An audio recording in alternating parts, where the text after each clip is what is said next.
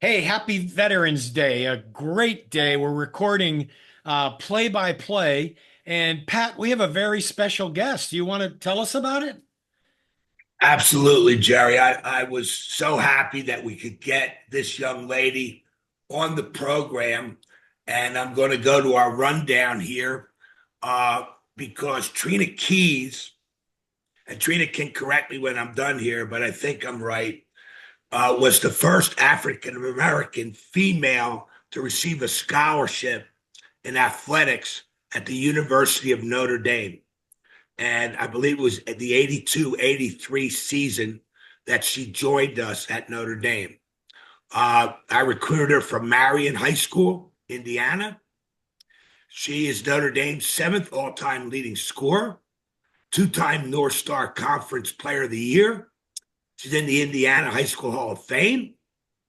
Notre Dame had three 20-plus win seasons when she was there, two North Star Conference titles, and today, she is with a company, and she'll correct Maine, Mane, which, boom, is a deals with flavor and fragrance manufacturer, a food and beverage ingredients manufacturer. She's had several other stops before that, has a distinguished career in corporate America. And Trina, we want to welcome you to the program. How are you? Hi, I'm Trina. wonderful. I'm wonderful. Thank you. You, Welcome. you did well there. I'm really gracious to have you guys invite me to be a part of your podcast. Thank you. Did I do okay with that? Huh? You did awesome. All right. All right. Very Did good. awesome. Thank you. Trina, tell me, because at Notre Dame at the time, um, it was a brand new program, and you played high school basketball at a place, Marion, Indiana, that had a amazing boys basketball tradition. Um, and Bill Green, who's a Hall of Famer in his own right, actually, I think, put in a few good words with your mama back then. Because I not only went to Marion to watch you play and talk to your coach, I knew right away I better talk to Bill Green because he was the big man in Marion. So tell us about your recruiting experience back then, because it was all kind of blowing up, NCAA, college recruiting, scholarship offers. It was blowing up in favor of women. Tell us what you recollect. Yeah, I think back then AIAW was still had a piece of it. So the league was sort of split, from a college perspective. And I think you get, six visits. Coach Green, I mean, he was a great mentor for me. During lunchtime, me and one of my best friends, we would skip lunch. And Coach Knapp, you probably remember then I was probably all of a buck 05 wet. So Yeah, yeah. missing lunches. Well, eat lunch and then walk up to the top of the hall. And he was a hall monitor. And during lunchtime, and he would always tell me, "Are you gonna end up somewhere? You better go to Notre Dame." And rah rah rah. This Notre Dame. This Notre. So he really pushed it on me. And really, it had a lot to do with after college. He said, there isn't a women's league now. So you want to make Right. the best education wherever you go. Everybody knows Notre Dame. And he was right. He really helped me think about it from a mature standpoint. And then also, we were pretty close to Marion, maybe 90 miles. So my parents could still come and see me. And Joseph Price at the time, we were really good friends as well. Yeah. And he had already committed to play at Notre Dame. So I knew I would have a ride home and that sort of thing. But on the basketball side, Notre Dame was new, like you said, and Tennessee and Old Dominion and Rutgers, and back then, it was like the same 7 or 8 teams that would just kind of exchange who was the top. And I thought, it would be great to go someplace that was sort of unrecognized, and if I'm able to help build that program, and that was sort of what I had in my mind. And of course, not to mention the uh, you didn't do bad with your recruiting, coach. Well, I tell you, I was right on point with going after Bill Green, Jerry. Let me tell you, right on He didn't let point. on at all about that. You identified the recruiting party and made it your own. Yeah. And Trina brings up Joe Price, who was a big recruit for Digger Phelps back then. I forgot all about that. Yeah. Yeah. Yeah, Joe Price came to Notre Dame as well. Tell us about your Notre Dame career. What you recall? What were highlights for you? I'll start with the end. I didn't realize and appreciate it as much as I do today, and I have over the several years that I've been out of school. So if I go back to a kid 17 years old, because I was a young senior, if you will, going to this strange place. I mean, I'd been places before, but not college is new for most of us. Yeah. And you mentioned something earlier, the first African American female um, in the sports arena there. I hadn't really thought about that either. And it didn't really make a difference to me. I wanted to go and play basketball, and I get along with everybody. And at 17 years old, I'm not thinking, well, that's a big deal. As I dial forward and think about it, um, paving the way for a lot of folks at the time back then, thinking they couldn't make it at Notre Dame because of that, the education, the academics. And if you look at the program today, I mean, it's very well diverse, and I appreciate that. I appreciate that. But school, I mean, they didn't, no corners cut, Oh, and great education, great habits. I like the fact that I think it was done on purpose, but you'll correct me if I'm wrong. Our games were scheduled such that we wouldn't miss a lot of school. right. And that was, at the time, I probably didn't appreciate that, but today I appreciate that. And one of the things we were talking about before we started the podcast, I mean, the fact that a number of large organizations would come on campus and recruit. And that's how I ended up in this industry still today, the food and beverage industry, with Procter and Gamble coming on board. That's great. Trina, I had no idea until after you got to Notre Dame or after you signed about the initial African American female concept. I just knew this is a great young lady. She's the best player in the state. Thank God Old Dominion and all those other schools didn't know about you because they didn't, A lot of people didn't come into Indiana back then. It was kind of fenced off in the Midwest. More I didn't people. recruit there. I didn't Yeah. recruit there. Iowa, yes. Illinois, not Indiana. And I know Marion, Indiana had good sports programs. Mm-hmm. And Ohio was highly recruited by the traditional powers, but not Indiana at the time. That changed rather quickly. But anyway, you were, like you said, you were very thinly built. You were, I don't know, I don't want to say scared, but it was a new experience for you. There was no doubt about that. And we took great care in making sure that you took advantage of your opportunities. Mm-hmm. And obviously you did. Yeah. So when you got to Notre Dame, let me ask you this off the script here. Since after you graduated, obviously Muffet McGraw came in the late 80s and has had a Hall of Fame career. Have they ever had you back on campus, reached out to you, congratulated you in any way? Tell me about that.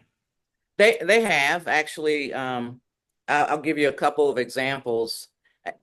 Life gets in the way. So I'm one that life has gotten in the way, and in South Bend, sort of off the beaten path. So to get there, it's a journey. So I've done a good job of returning to campus. But let's take when Muffet was there. I mean, of course, she'd reach out to a number of us, trying to get us to come back to do like an alumni game. Was not able to make it back there. I did make it to a game or two. I'll go to the Chattanooga when they played Chattanooga, the UT Chattanooga Tech, or yeah. So I went to one of those games, and she had me in the locker room. We took pictures with the team and whatnot. And this, I can't remember what year that was, but I think that was back when Niall was still playing. Or Okay. maybe she was a new she was either playing or she was a newly assistant. I can't recall. And then over the last, I would say, in the past 3 years, Niall's reached out. We've texted each other. And Carol, the assistant coach, gone to their Georgia Tech games locally in Georgia there. And they've had me in the locker room. I actually spoke with the young ladies. So they do reach out. They did recognize me couple of years ago, and there's a thing floating around the internet that speaks to first African American female scholarship Oh, okay. student athlete at Notre Dame. And Okay. she said something on back when it was still it's X now, but one of the social media platforms.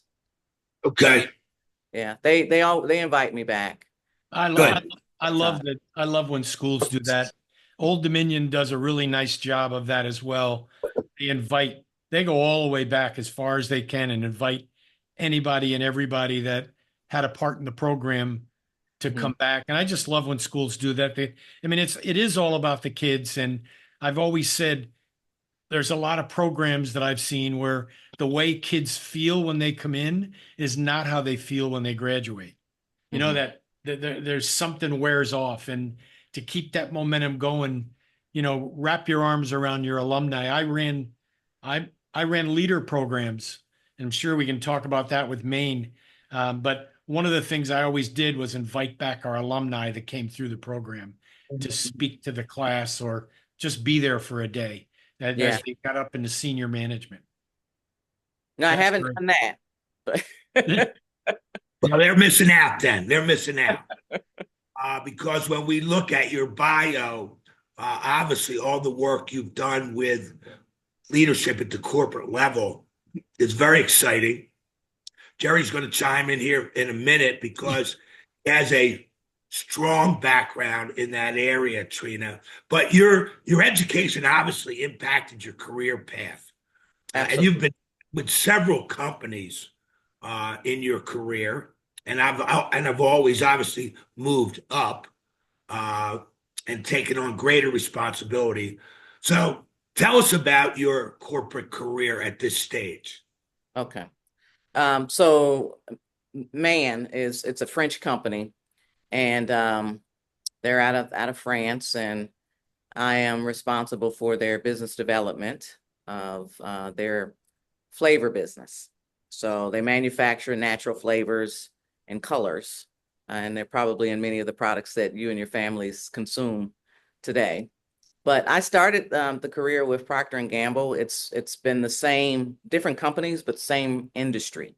And there's a consumer packaged goods side where the product is already finished, all the way over to the ingredient side. So I've, classically trained, have moved up, like you said, Coach, across the years, where I've led, large teams, small teams. I've worked for large Fortune 100 companies to small fourth generation, fifth generation family owned businesses. Actually, Man is a fifth generation owned French company, and have led a variety of teams.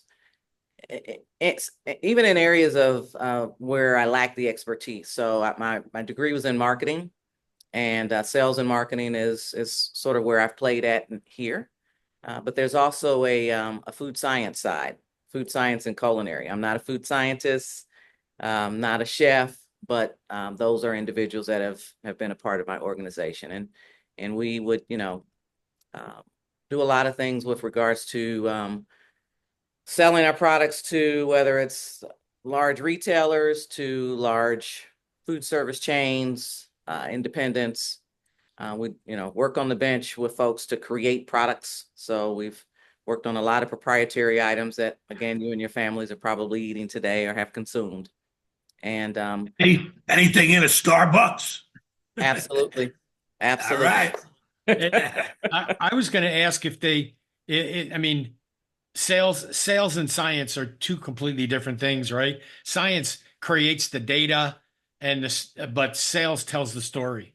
And and have they did they take advantage of the IPA craze across the country, like all the flavors of beer and all the breweries popping up? Where do they get those flavors from? Chemists, scientists that are trained to understand all the way down to the molecular level uh, what makes what and what happens when you mix certain things together. So I stay in my lane and let those guys be the experts, and we brainstorm and figure out, where the gaps are, where the white space is or the holes are with certain customers, what the trends are, where we're going to be 3 to 5 years down the road, and then we sort of insert ourselves there. Most of the companies that I've worked with have had a reputation of kind of being a leader in creativity and a leader in innovation. So it's a matter of I'm a big, and I think this comes from growing up in team sports and basketball. I'm a real firm believer in, even at this level, team selling. We go and we see a customer or a client, and there's a small team. It's not an entourage, but a small team of the right folks that play a particular role in that conversation in order to get those or land those sales. Yeah, I assume it's enterprise selling at its best, big ticket selling and team selling plays really well. And I'm sure it's not transactional either. Oh, Uh, absolutely not. yeah, Not unless the customer insists on it being transactional and they're not interested in anything else. that- Okay, you're gonna give me a sale, it's transactional. And it makes sense from a margin standpoint. I'm not gonna, push you too much more. that's right. You don't want to buy it back again. Exactly. Yeah. Exactly. So Yeah. so did they what does man do for developing leaders? What's the program look like or feel like?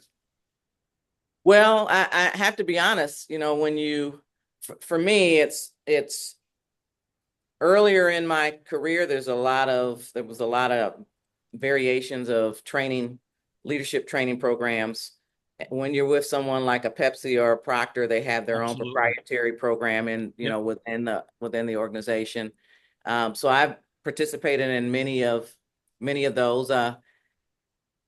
There's been some things outside of the organization that I would participate in. I stepped away from sports. I think I coached a little seven grade team maybe one year, and then I was like, okay, I'm probably not the best at that. Let me stay in my lane, over here. But a matter of time and whatnot it made it really difficult to devote to that. But a lot of proprietary leadership programs, the 7 steps, Procter and Gamble would do, gosh, a persuasive Blanchard, selling program. Ken Blanchard, Say that name again. Ken Blanchard. That doesn't ring a bell, but there were a number of things that they would do, and then you're allowed to take risks. So over the years, I have a small team to lead, and then it just kind of got grew from there. And I read a lot. I watch a lot of other leaders and recognize that it's not about dictating. It's I don't know everything. Very open to the fact that in the case of these food scientists and the chefs, I mean, they thrive in that arena, and they know what they're talking about, and they just need somebody to encourage them time and time again, and they're off and running.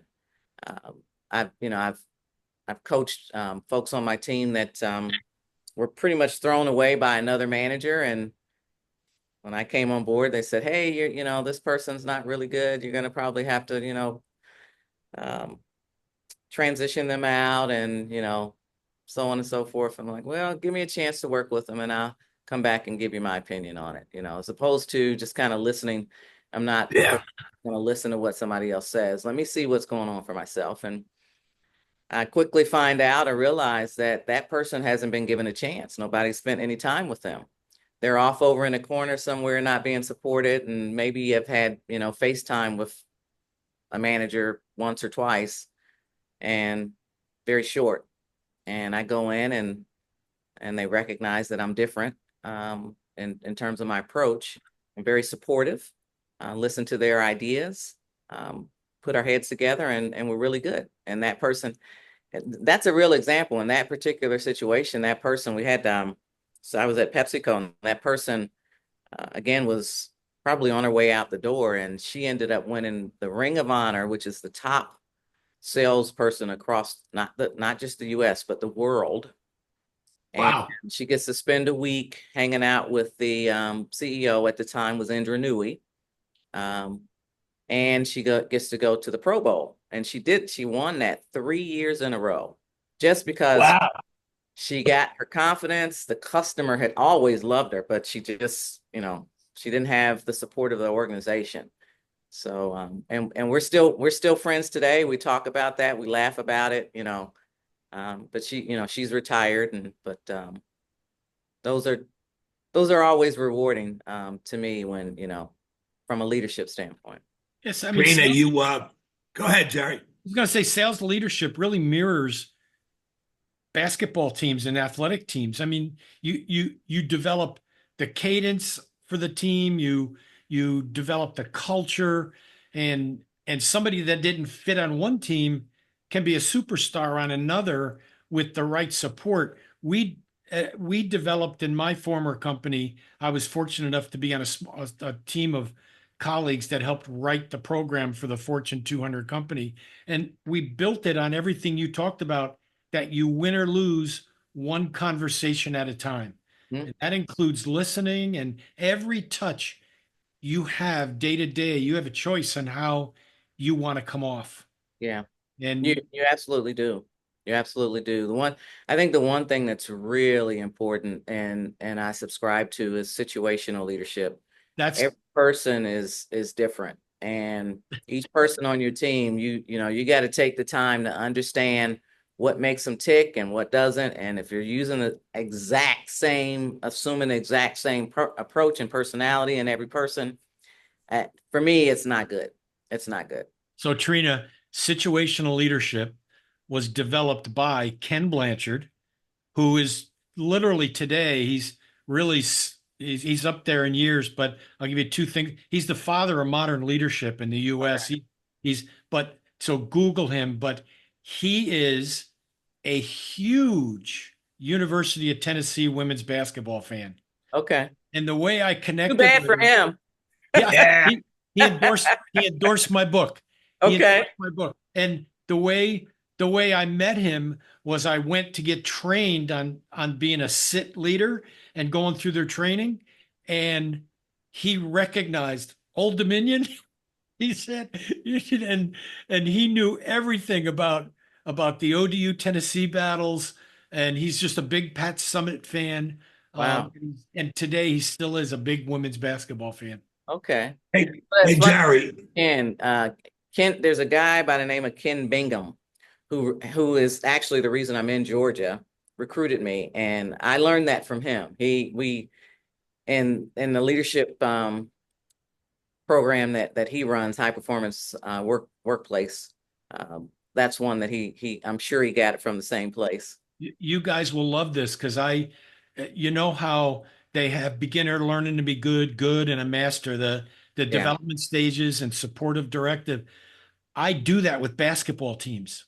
Okay. And I show them how a 5% increase could have changed their season.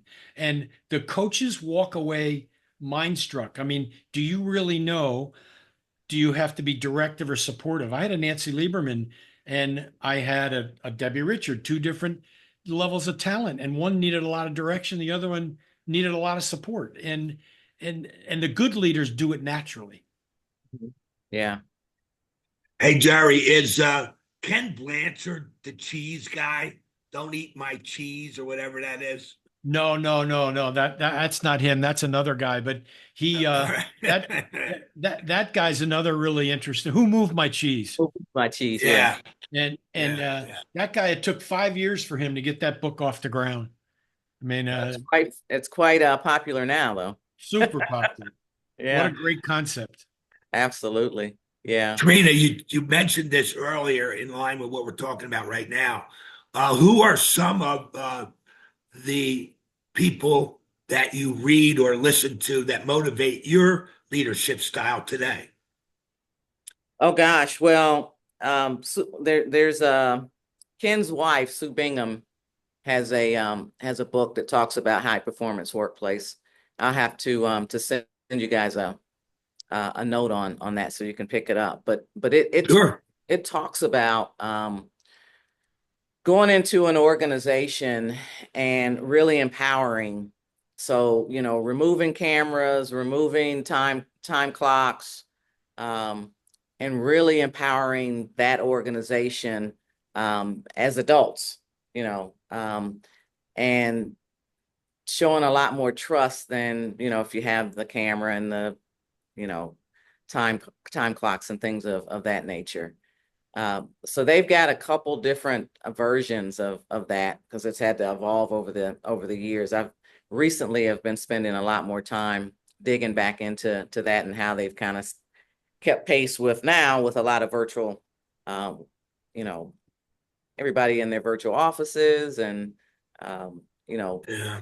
the need to really have trust in that, folks are able to work in their home offices and get a lot more done, actually get more done virtually than you probably do, with your commute going to work and those sorts of things. So they've zoned in on that and the importance of the senior leaders really marching to the tune of that drum. And if you don't, it's not able to really be successful. So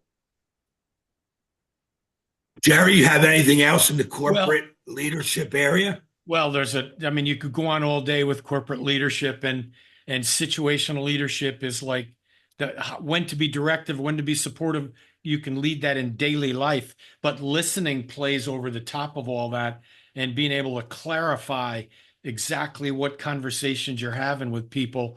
And then the toughest thing for every single leader is difficult conversations, critical conversations, and being able to use candor in course correcting people.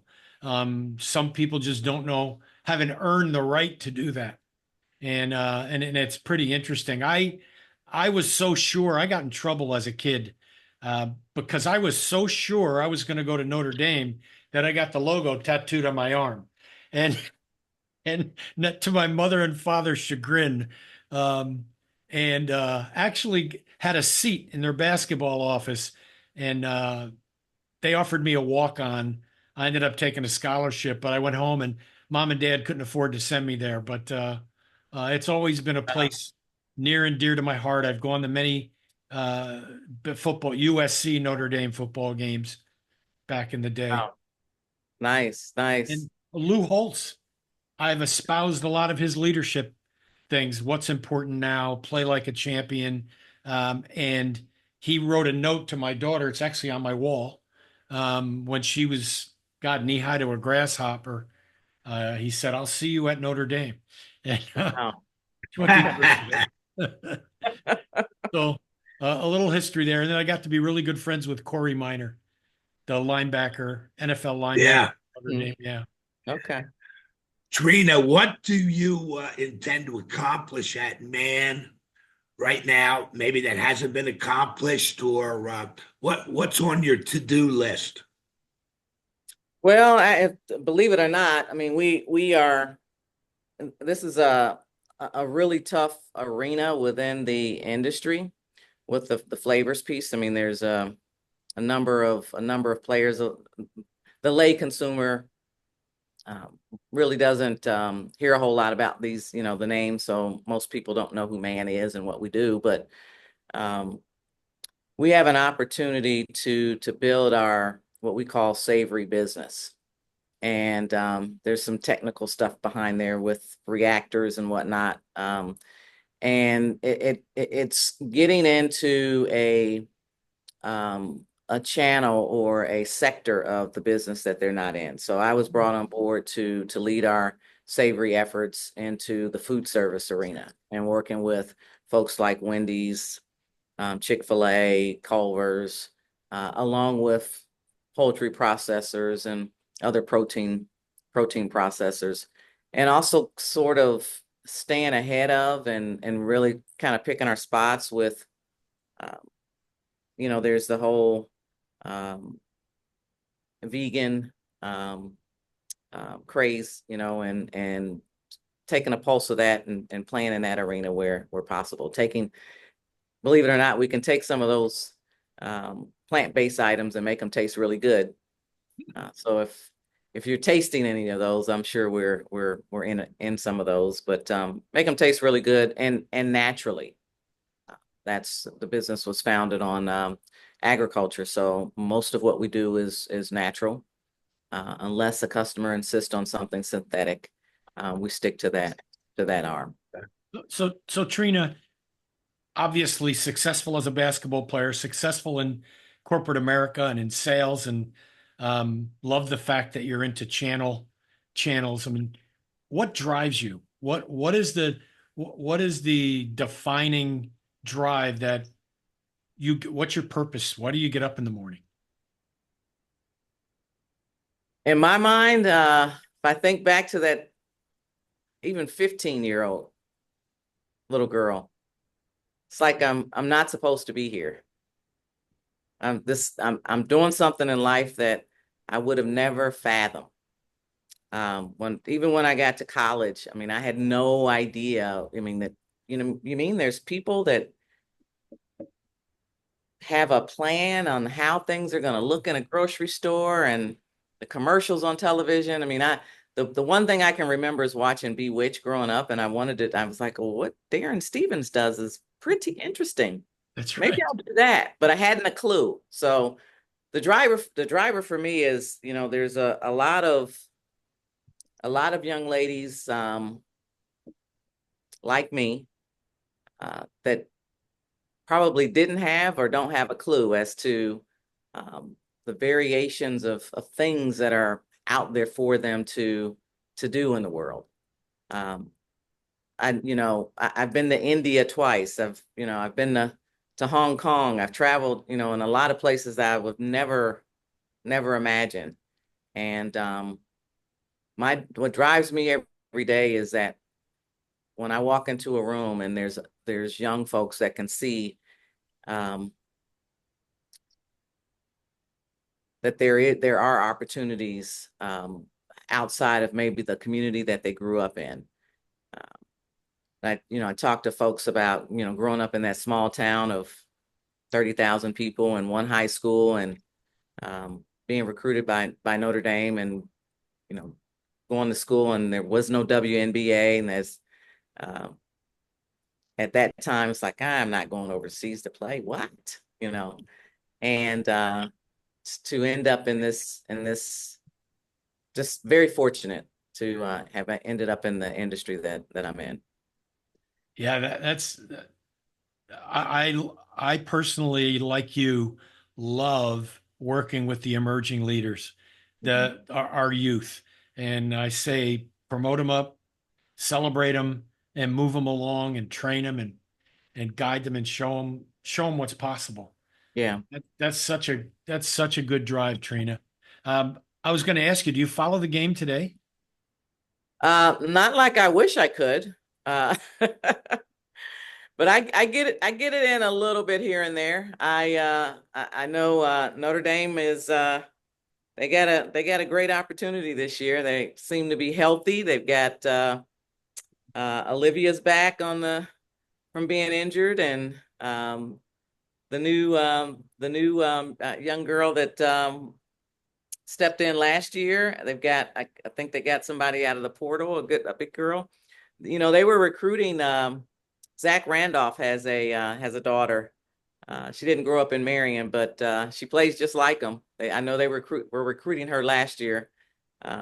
We didn't get her. She went to Louisville, but they've got a really awesome team this year. So I'm expecting that they'll make some noise. We Yeah, have Hannah Hidalgo is her Yes, name. Hannah. Yes, yes. Yeah, she's up there with Paige Beckers and Juju Watkins and Lucy whoever Olson. else on a name. Yeah. Yeah. Yeah. So we ask every guest this, one of us do, the difference between your era and the current era. Have you seen enough between the difference between the mindset, the play? What do you see? What do you see that's different? Oh Could you see gosh. yourself playing today too? I wish. I wish. Roll the clock back. I wish. You know, I am just very proud of how women's basketball has evolved. Yeah. I mean, it is, you know, the fans that follow it now. I mean, it's making a lot of noise. It's being recognized. There's still some work to be done, of course, with equal pay but the NBA wasn't always there either. I never thought in my lifetime I would ever, see, college athletes being able to, be paid in their likeness or, have an opportunity. I mean, it was like you couldn't do any of that when I was playing. Right. Couldn't Right. even, couldn't even You're buy gonna a get up. soda. Oh yeah. Yeah, Right. but I'm just like in awe of the talent. I can remember growing up in high school. If they put one half of a women's championship game on television, I mean, that was a miracle. Like you might see the first half and not the second half. Today, Wow. I mean, it's everywhere. So I'm Yep. just like, I'm very proud and yeah, if I could roll the clock back and have, or stop the clock and still be able to play, absolutely. You said you could compete with today's crew. Well, I know I wouldn't say that today. Nah, Trina was like the George Gervin of her day. She ah, was nice. silky smooth, finger rolls, post up, fadeaway jumpers. Hell of a player. Hell of a player.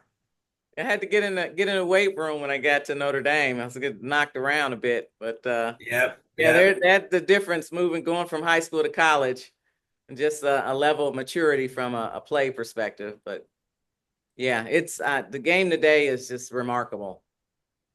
And we're thankful for people like you to come on the podcast. I mean, honestly, one of the reasons Pat and I connected and decided to do a podcast is to celebrate women's basketball and where it's Yep. come from. I Well, I mean, thank you. Yep. Thank you. we were at the front end of it all. Yeah. Well, very much appreciate this. Absolutely. Well, Trina, I'm going to wrap it up by saying, or commenting on some of the comments on your LinkedIn page, some of the testimonials. Customer centric, delivers results, takes time to understand her team, strong team player. And she was an unbelievable young lady to coach. She soaked everything up, gave it 100% while she was at Notre Dame. And you've done the same thing in the corporate world. So it's great to reconnect, Trina. Thank you. Thank you. Appreciate you guys Trina, having me. Thank you. Thank you so much. Absolutely. Obviously, what you do in athletics and on the campus definitely translates to corporate America. I love seeing that. Thank you. I appreciate you guys having me on. You got